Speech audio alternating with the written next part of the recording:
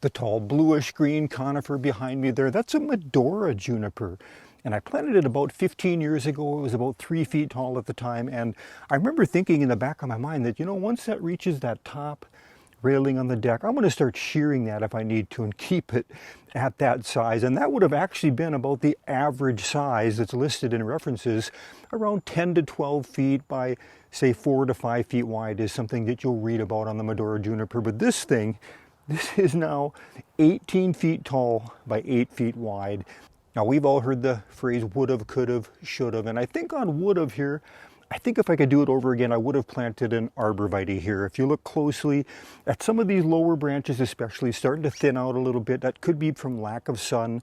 This is on the north side of my house and the deck, and just some of the trees now starting to get quite a bit larger. So the morning sun, which is east, and the west, that's mostly where it gets a lot of the lower sun. During the top of the day, it's still getting quite a bit of sun on the tips, and there you can see quite a bit more thick on the top because of that. So an arborvitae on the north side long term is going to do just a little bit better because they'll tolerate quite a bit of shade, and varieties like the Holmstrup or DeGroot Spire would have stayed a bit smaller in a location like this. On the could have, you know, I could have planted this out just a little bit further. It's pretty close to that deck area. I would say even just 1 to 2 feet out and moving that pathway out just a little bit further would have been a better long-term situation for me. And on the should have, well, yeah, I should have started pruning it earlier. But what we're going to do today, and that's mostly what this video is, I'm going to go ahead, I'm not going to take the size down a lot. I am going to get up in there and I'll probably reduce it by 2 to 3 feet by taking out that central leader. There's 2 main stems coming up there.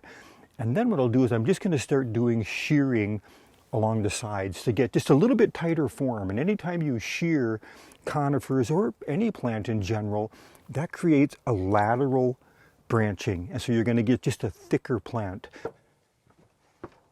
Okay, let's go ahead and take a look at some pruning I'll be doing here today. And my goal is not to scalp this tree and dramatically reduce the size, but I do want to reduce the height just a bit so it's a little easier to manage in the future.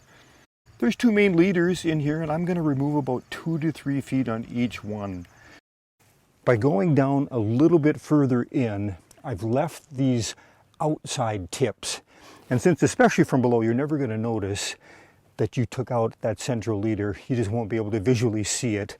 And we don't end up with a blocky look either. So now we'll come through with that Hedge shears and just slightly graze these. We'll still have that tapered look. Yeah, so we removed 2 to 3 feet, and now we're going to take those edges down right there, just that tender growth on the side. And it won't be quite as tall, just a little easier to manage at that level. I'll be switching back and forth between 3 main tools depending on my angle and the positioning of my ladder. To start, I'll mainly be using an extended pole shears. I've had great luck with the DeWalt battery-operated pruning tools, and this extended pole model has become an essential tool for me on many of my larger plants and hedges. It works great on these smaller, tender branches here and helps avoid awkward stretching angles on the ladder. Well, not always, I guess. You can see from this angle I've still got a nice pyramidal tapered look, even though I've removed 2 to 3 feet of those central leaders.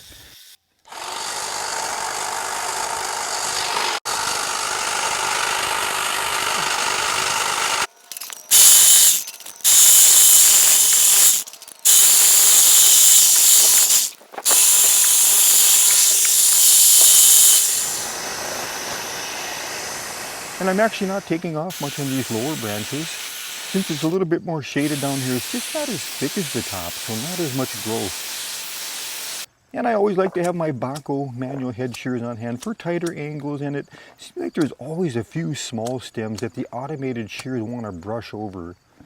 Okay, one more quick round on the bottom here, and then we'll step back and take a look at how this all turned out. Yeah, I think I'm comfortable with this. It's definitely not as shaggy as it was before, and should be pretty easy to keep it close to this size with some quick annual shearing for many years to come. Okay, time to head back up top and finish just a few more side branches I left next to the railing, and I'll have this project all wrapped up. The Medora is a male clone, by the way, so you will not see the juniper berries on this variety, unlike many of the other junipers we plant. Here's a look at a few other Medora junipers and how they've been used in various landscape situations.